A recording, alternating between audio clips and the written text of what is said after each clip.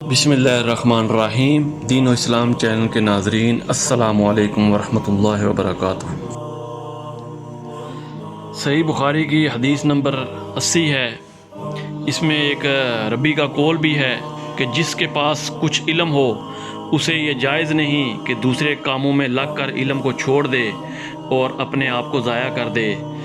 حدیث نمبر 80 بیان کرتا ہوں کہ رسول اللہ صلی اللہ علیہ وسلم نے فرمایا، علامات قیامت میں سے یہ ہے کہ دینی علم اٹھ جائے گا اور جہل ہی جہل ظاہر ہو جائے گا، یعنی جہالت ہی جہالت ہوگی اور اعلانیہ شراب پی جائے گی اور زنا پھیل جائے گا۔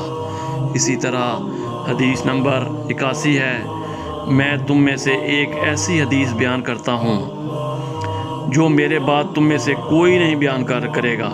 میں نے رسول اللہ صلی اللہ علیہ وسلم کو یہ فرماتے ہوئے سنا کہ علامات قیامت میں سے یہ ہے کہ علم دین کم ہو جائے گا، جہل ظاہر ہو جائے گا، زنا بکثرت ہوگا، عورتیں بڑھ جائیں گی اور مرد کم ہو جائیں گے، حتیٰ کہ 50 عورتوں کا نگراں صرف ایک مرد رہ جائے گا۔